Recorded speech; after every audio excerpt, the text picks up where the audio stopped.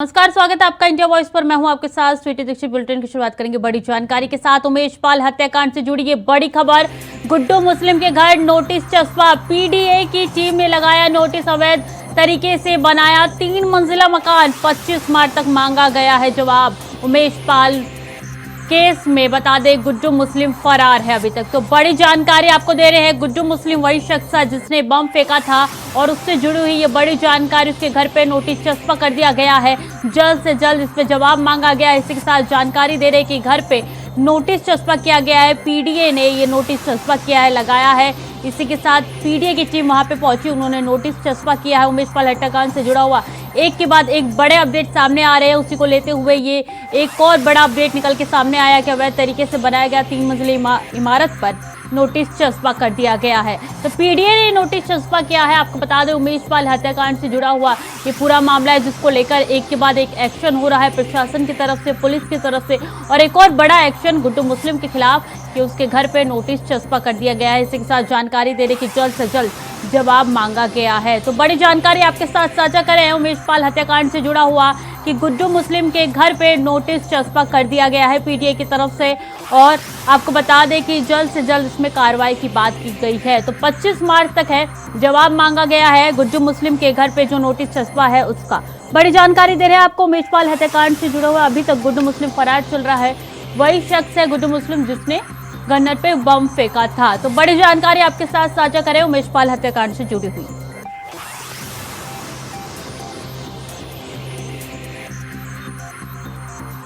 उमेश पाल हत्याकांड से जुड़ी हुई बड़ी जानकारी निकल के सामने आ रही है कि गुड्डू मुस्लिम के घर पे नोटिस चस्पा हो गया है। आपको बता दें पीडीए की तरफ से ये नोटिस चस्पा किया गया है। तो लगातार पीडीए का एक के बाद एक बड़ा एक्शन हो रहा है। पहले कई आरोपियों के घर पे बुलडोजर चला, अब उसके बाद से एक और जानकारी निकल के सामने आ रही है। एक और बड़ा एक्शन पीडीए की तरफ से लिया गया है कि नोटिस चस्पा कर दिया गया है गुड्डू मुस्लिम के घर पे और 25 मार्च तक जवाब दाखिल करने के लिए कहा गया है। तो पीडीए ने नोटिस चस्पा किया है। आपको बता दें 3 मंजिला अवैध तरीके से निर्माण बनाया गया है, जिसके बाद पीडीए ने नोटिस थमाया है गुड्डू मुस्लिम के परिवार वालों को। और ये मकान वही है गुड्डू मुस्लिम का जहां पे नोटिस चस्पा कर दिया गया है। तो जानकारी दे रहे हैं आपको कि 25 मार्च तक कारण बताओ नोटिस जारी किया गया है और 25 मार्च तक ये जवाब जो है उनको देना पड़ेगा। तो ये तस्वीरें सीधे गुड्डू मुस्लिम के घर के बाहर से हम आपको दिखा रहे हैं। ज्यादा जानकारी के साथ शोएब रिजवी हमारे साथ जुट गए हैं। शोएब, देखिए एक के बाद एक पीडीए का बड़ा एक्शन होता जा रहा है। उसी सिलसिले में एक और बड़ा एक्शन की गुड्डू मुस्लिम के घर पे नोटिस चिपका दिया गया है, चस्पा कर दिया गया है। 25 तारीख तक जवाब मांगा गया है। बिल्कुल, निश्चित तौर पर कल ही गुलाब जो इस पूरे घटनाक्रम में शूटर था उसका घर को पीडीए ने जमींदोज किया था। आज गुड्डू मुस्लिम, हालांकि ये कयास लगाया जा रहा था कि आज पीडीए कार्रवाई करेगा, लेकिन आज फिलहाल पीडीए की तरफ से एक नोटिस चस्पा की गई गुड्डू मुस्लिम के घर पर और 25 तारीख तक उस नोटिस का उसको जवाब देने का मौका दिया गया है। और उसके बाद ये फिलहाल तय होगा कि आगे पीडीए क्या कार्रवाई करेगा। लेकिन इस तरह से कह सकते हैं कि एक बार फिर पीडीए का बुलडोजर 25 तारीख के बाद किसी भी समय गुड्डू मुस्लिम के घर पे अपनी कार्रवाई कर सकता है। हालांकि अभी और भी कई नाम हैं जिन पर इस तरह के नोटिस जारी होने और उसके चस्पा होने की उम्मीद की जा रही है। फिलहाल जो इस पूरे घटनाक्रम में आरोपी हैं उनमें से गुड्डू मुस्लिम और जो गुलाम है उनकी यहाँ कार्रवाई हो गई। इस पूरे मामले में साबिर भी एक नाम है जिसके बारे में भी कहा जा रहा है कि उसके यहाँ भी जल्दी पीडीए की कार्रवाई होगी। इस तरह से अब आने वाले दिनों में पीडीए की अब तक ये 5वीं कार्रवाई है जो हो चुकी है। और ये जो गुड्डू मुस्लिम है उनके यहाँ जो नोटिस चस्पा हुई है उसके बाद ये कार्रवाई की उम्मीद की जा रही है कि 25 के बाद अगर इस पर कोई जवाब नहीं आता है तो उसको पीडीए कार्रवाई करेगा। जी बिल्कुल, पीडीए एक के बाद एक लगातार कार्रवाई कर रही है। लेकिन बात की जाए उमेश पाल हत्याकांड से जुड़ी हुई, तो क्या गुड्डू मुस्लिम का कोई भी पता चल चुका है? क्या अपडेट है? क्या कोई भी खबर गुड्डू मुस्लिम की है पुलिस को? बिल्कुल, देखिए 25 दिन हो चुके हैं इस पूरे घटना को और सीधे तौर पर देखा जाए तो न सिर्फ इस पूरे जो मामले में जो एफआईआर दर्ज हुई थी जिनके नाम हैं उनमें से शाइस्ता परवीन का भी नाम है, उनको अभी तक पुलिस गिरफ्तार नहीं कर सकती। साथ ही साथ जो सीसीटीवी सामने आया जिसमें वो शूटर्स दिखाई दे रहे हैं उन तक अभी पुलिस नहीं पहुंची। हालांकि उनके कुछ जो क्लू हैं वो जरूर मिले हैं साथ ही साथ कुछ लोगों को हिरासत में लिया गया है जिनसे इनके बारे में जानकारी इकट्ठा की जाती है। सूत्रों के हवाले से इस तरह की बातें सामने आ रही है कि असद का एक करीबी पुलिस की पकड़ में आ चुका है। आगरा में भी इस बारे में काफी खोजबीन की गई, वहां पे भी कुछ शूटर्स की लोकेशन मिली थी, लेकिन अभी किस तरह से सफलता मिली है इसके बारे में कोई ऑफिशियल जानकारी नहीं दी गई। लेकिन 25 दिन बीत जाने के बाद पुलिस और स्टेट के लिए ये जरूर चुनौती है कि अब तक उन्हें कोई बड़ी कामयाबी जरूर नहीं मिली है और इसी वजह से लगातार जो कार्रवाई है वो की जा रही है। दूसरी तरफ पीडीए ने भी अपनी कार्रवाई की है और अब तक 5 ऐसे लोगों के खिलाफ कार्रवाई की है जो इस घटना में या तो सीधे तौर से जुड़े हुए हैं या उनके समर्थक बताए जा रहे हैं। जी बिल्कुल, तो लगातार पुलिस की तरफ से, प्रशासन की तरफ से कार्रवाई हो रही है। उमेश पाल हत्याकांड से जुड़े हुए हर आरोपी के घर पे जो है एक के बाद एक बुलडोजर चलता हुआ नजर आ रहा है। बहुत बहुत धन्यवाद शोएब तमाम जानकारियों के लिए। खबरों में आगे बढ़ेंगे, बड़ी जानकारी, दिल्ली सरकार का बजट हुआ मंजूर। गृह मंत्रालय ने दिल्ली सरकार के बजट को मंजूर किया। केजरीवाल और टीम ने इसका मुद्दा बनाया था। केंद्र ने दिल्ली बजट को जानकारी दी। दिल्ली के बजट को गृह मंत्रालय की मंजूरी मिल गई है। बड़ी जानकारी दे रहे हैं, सुबह से ही केंद्र सरकार और दिल्ली सरकार में रार देखने को मिल रहा था। एक के बाद एक कई बीजेपी आम आदमी पार्टी पर पलटवार कर रही थी, तो वहीं आम आदमी पार्टी बीजेपी पर आरोप लगा रहे थे। इसके बाद से, इन सब मुद्दों के बाद से देखिए अब बजट जो है उसको मंजूरी मिल चुकी है। केंद्र ने दिल्ली के बजट को मंजूरी दे दी है। बड़ी जानकारी निकल के सामने आ रही है। लगातार आम आदमी पार्टी की तरफ से आरोप लगाया जा रहा था कि दिल्ली सरकार की बजट को नहीं मंजूरी दी गई, लेकिन इस बीच ये बड़ी जानकारी निकल के सामने आ रही है कि गृह मंत्रालय ने ये मंजूरी दिल्ली सरकार को दे दी है। तो बड़ी खबर, बड़ी जानकारी दिल्ली से कि दिल्ली के बजट को भी मंजूरी मिल चुकी है। बता दें आज यानी कि मंगलवार को पेश होना था, लेकिन मंजूरी नहीं मिली थी गृह मंत्रालय की तरफ से, जिसके बाद आज बजट पेश नहीं हुआ दिल्ली में। लेकिन अब ये जानकारी निकल के सामने आ रही है कि बजट को मंजूरी मिल चुकी है। खबरों में आगे बढ़ेंगे, दिल्ली बजट पर लगातार मंगलवार को सियासी ड्रामा देखने को मिला, जहां बाद में गृह मंत्रालय से दिल्ली बजट को मंजूरी मिल गई है। वहीं इससे पहले दिल्ली के स्वास्थ्य मंत्री सौरभ भारद्वाज और राज्यसभा सांसद राघव चड्ढा ने प्रेस कॉन्फ्रेंस करके केंद्र और एलजी पर निशाना साधा था। सुनिए। अगर सदन में अपना बजट नहीं पेश कर सकती तो क्या काम कर सकती है? अगर बजट पेश नहीं होगा तो जितने भी दिल्ली सरकार के स्कूल में पढ़ा रहे अध्यापक हैं उनकी सैलरी कहां से जाएगी? मोहल्ला क्लिनिक के डॉक्टरों के पैसे कहां से जाएंगे? दवाइयों के पैसे कहां से आएंगे? अस्पताल में खर्च कैसे होगा? फ्लाईओवर कैसे बनेंगे? दिल्ली की सड़कें कैसे बनेंगी? तमाम चीजों को केंद्र में बैठी भाजपा सरकार रोकना चाहती है। चुनाव जब होते हैं तो आप राजनीति करिए, चुनाव लड़िए, लेकिन चुनाव जब समाप्त हो गए, जनता का एक जनादेश आ गया, उसके बाद जो सरकार चुनकर आई है उसे काम करने का मौका दिया जाना चाहिए। हर चीज में हस्तक्षेप करना ये ठीक नहीं है और आज तो अति हो गई है।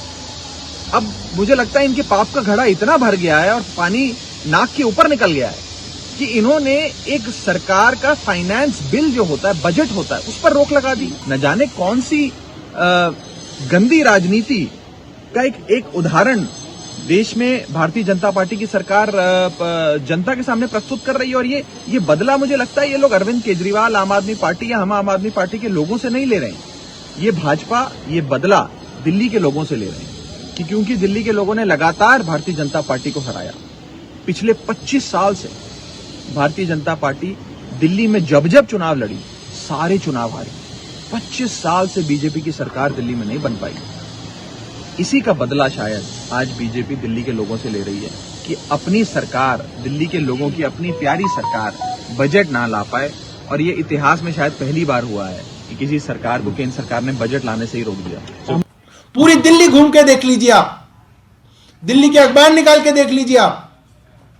पूरी दिल्ली में भारतीय जनता पार्टी के उत्तर प्रदेश के मुख्यमंत्री योगी जी, हरियाणा के मुख्यमंत्री खट्टर जी, कभी उत्तराखंड के मुख्यमंत्री धामी जी, कभी मध्य प्रदेश के भाजपा के मुख्यमंत्री शिवराज सिंह चौहान जी, इनके होर्डिंग लगे हुए हैं पूरी दिल्ली में।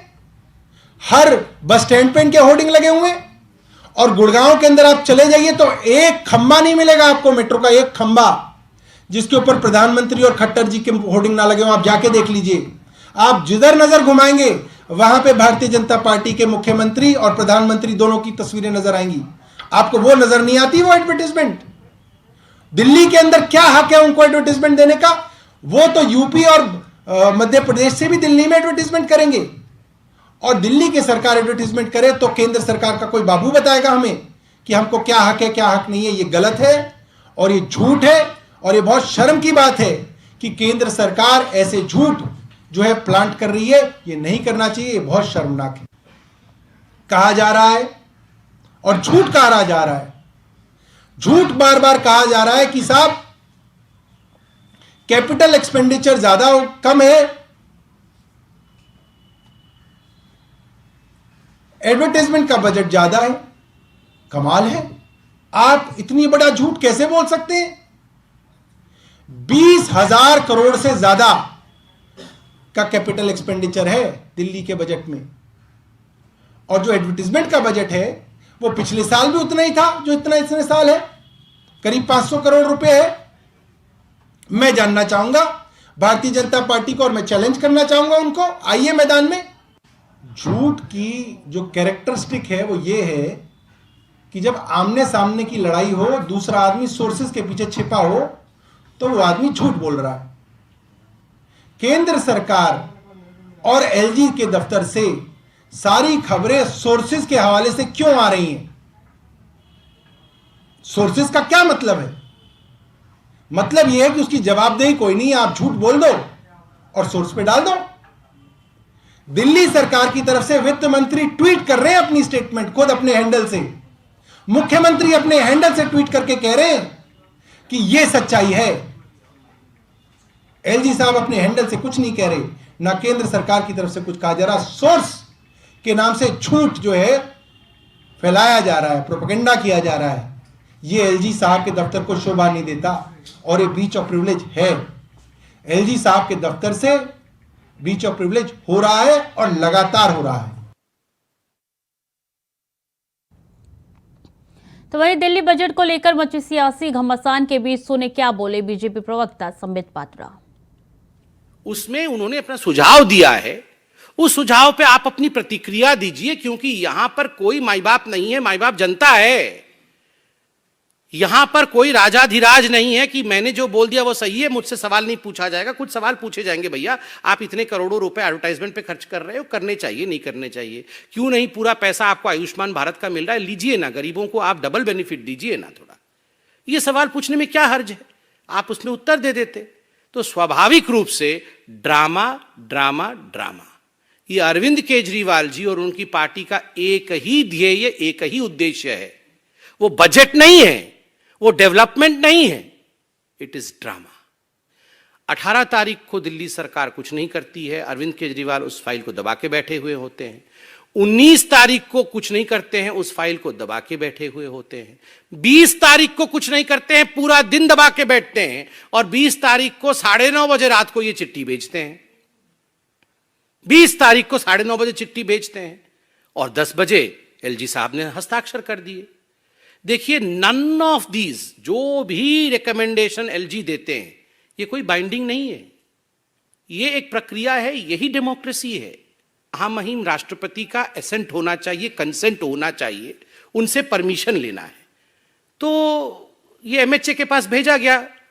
एमएचए ने एक बहुत विनम्र चिट्ठी लिखा कि देखिए एलजी साहब ने हमें फोन नहीं किया है, मगर आपने, अरविंद केजरीवाल जी, आपने एक चिट्ठी भेजी है जिसमें एलजी साहब के 3-4 प्रश्न हैं।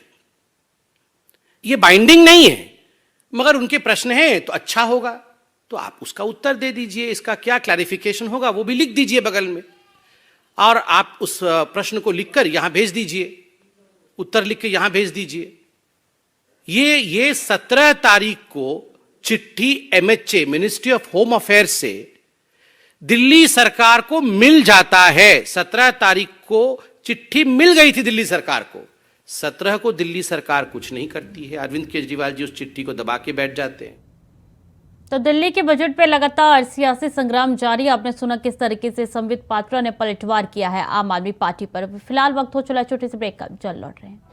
ब्रेक के बाद एक बार फिर से स्वागत है आपका। चलिए सीधे चलेंगे गोंडा, जहां पे सीएम योगी क्या कुछ कह रहे हैं आपको सुनाते हैं।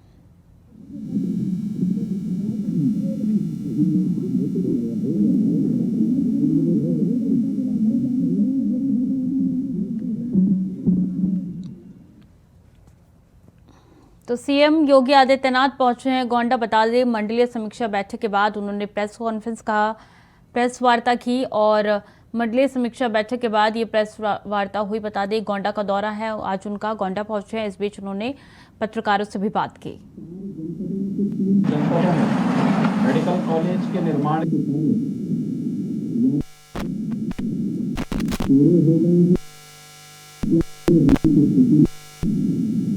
और इस बार बजट में हम लोगों ने मंडल करोड़ माता के स्वरूप विद्यालय की स्थापना की भी घोषणा की है और उसके लिए बहुत शीघ्र जमीन भूमि के आवंटन के प्रस्ताव का यहाँ से प्रस्ताव मांगा है। श्रावस्ती में एयरपोर्ट के निर्माण का कार्य अंतिम चरणों को चलना है। बहुत शीघ्र हम उसे एयर कनेक्टिविटी के साथ जोड़ने जा रहे हैं। हर जिला मुख्यालय को रिंग रोड के साथ जोड़ने की कार्रवाई के साथ ही विकास के अन्य कार्यों में तीव्रता लाने के लिए भी हम लोगों ने निर्देश दिए हैं। ग्लोबल इन्वेस्टर समिट के बहुत अच्छे परिणाम आए हैं और मुझे बताते हुए प्रसन्नता है कि 3 जनपद इस कमिश्नरी के ऐसे हैं जो एस्पिरेशनल हैं। उन एस्पिरेशनल डिस्ट्रिक्ट के बावजूद भी वहां पर इस पूरी कमिश्नरी के अंदर 11,000 करोड़ रुपए से अधिक के प्रस्ताव निवेश के आए हैं। एक सकारात्मक दिशा में सोच है। मैं यहाँ के जनप्रतिनिधियों को और प्रशासन को, डिस्ट्रिक्ट एडमिनिस्ट्रेशन को इसके लिए धन्यवाद दूंगा कि उन्होंने यहाँ के उद्यमियों और व्यापारियों को इसके लिए प्रेरित किया और सकारात्मक माहौल दिया है। विकास के लिए सरकार, डबल इंजन की सरकार पूरी संवेदनशील तरीके से सक्रिय रूप से कार्य कर रही है और मुझे पूरा विश्वास है कि देवीपाटन कमिश्नरी जो इससे पहले यानी देश के अंदर ये सबसे बड़ा अजूबा था कि गौतम बुद्ध नगर जनपद हमारा प्रति व्यक्ति आय में सबसे आगे था, लेकिन बलरामपुर जनपद सबसे पीछे था। स्वच्छता में गोंडा सबसे पीछे था, लेकिन पिछले 6 वर्ष के अंदर बलरामपुर ने भी, श्रावस्ती ने भी, बहराइच ने भी, गोंडा ने भी एक लंबी दूरी तय की है। एक सकारात्मक दिशा में प्रति व्यक्ति आय विकास की प्रक्रिया को जोड़ने। चलिए तो अब सीधे चलेंगे दिल्ली विधानसभा, जहां पे अरविंद केजरीवाल क्या कुछ कह रहे हैं आपको सुनवाते हैं। तो फायदा नहीं हुआ। हम अपने टीचर्स को, दिल्ली का शिक्षा जो व्यवस्था है उसकी तारीफ पूरे देश के अंदर हो रही है, पूरी दुनिया के अंदर हो रही है। उसका एक बहुत बड़ा कारण है हमारे टीचर्स और हमारे प्रिंसिपल्स ने चमत्कार करके दिखाया है। 60,000 टीचर्स उन्होंने चमत्कार करके, उनको हम ट्रेनिंग करने के लिए विदेश भेजते हैं, फिनलैंड भेजते हैं। आपने उनकी फिनलैंड की ट्रेनिंग रोक दी। किसका फायदा हुआ? किसी का फायदा नहीं हुआ। गरीबों के बच्चे अच्छे पढ़ना चालू हुए थे, बड़े इतने 75 साल के बाद गरीबों के बच्चों को अच्छी शिक्षा मिलनी चालू हुई थी। क्या फायदा हुआ? टीचर्स की ट्रेनिंग रोकने से किसका फायदा हो रहा है? क्यों लड़ रहे हो हमारे साथ यार? पिछले साल कई महीनों तक मोहल्ला क्लिनिक में टेस्ट की पेमेंट बंद करा दी, रेंट की पेमेंट बंद करा दी, बिजली के बिलों की पेमेंट बंद करा दी, दवाइयों की पेमेंट बंद करा दी। मोहल्ला क्लिनिक में, अस्पतालों में कितने मरीज सफर किए, कितने मरीज सफर किए। किसका फायदा हुआ?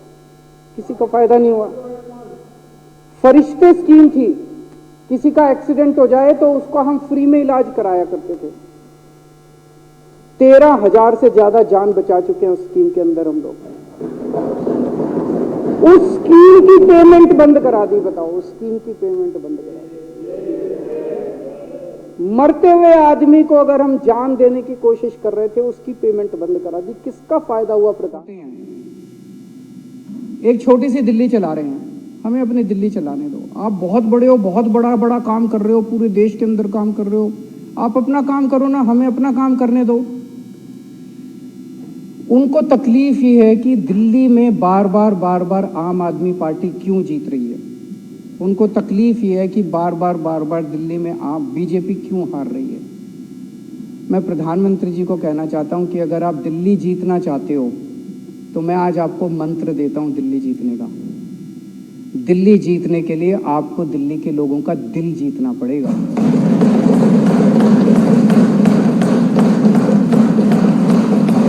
ये रोज रोज लड़ाई झगड़े करने से दिल्ली वाले आपको वोट नहीं देने वाले। मैंने अगर दिल्ली में 1000 स्कूल ठीक कर दिए, आपके पास तो बहुत पैसा है, आप 1000 नए स्कूल बना दो, देखो लोग केजरीवाल को वोट देना बंद कर देंगे।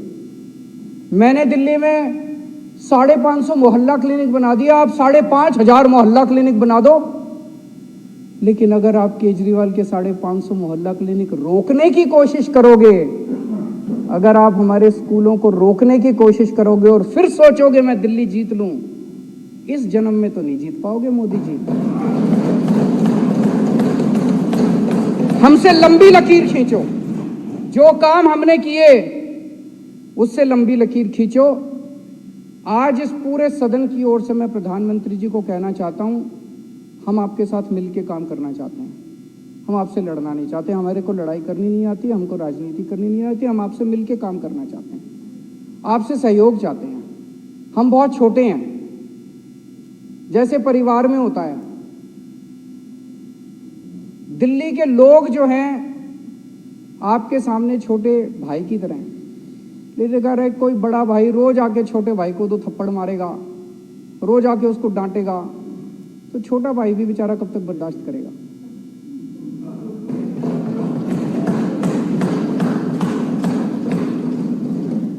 तो अगर आपको छोटे भाई का दिल जीतना है तो छोटे भाई का दिल जीतना पड़ेगा।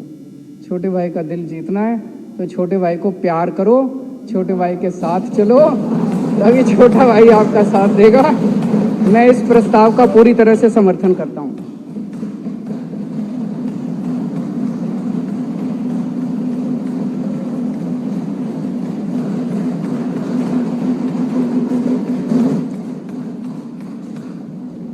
तो जानकारी दे रही कि दिल्ली विधानसभा से हम आपको सुनवा रहे थे किस तरीके से अरविंद केजरीवाल ने क्या कुछ कहा। उन्होंने कहा है रोज जो लड़ाई से जनता परेशान हो गई है, बजट रोककर केंद्र ने परंपरा को तोड़ा है। पहले आपको दिल्ली जीतने के लिए दिल्ली की जनता का दिल जीतना होगा। और देखिए लगातार आप पार्टी की तरफ से बीजेपी पर आरोप लगाया जा रहा है, तो वहीं आपको जानकारी दे रही कि बीजेपी यानी कि गृह मंत्रालय ने बजट जो है वो रोक दिया था, जिसकी वजह से लगातार आप पार्टी केंद्र पर हमलावर हो गई थी और बजट को मंजूरी मिल गई है।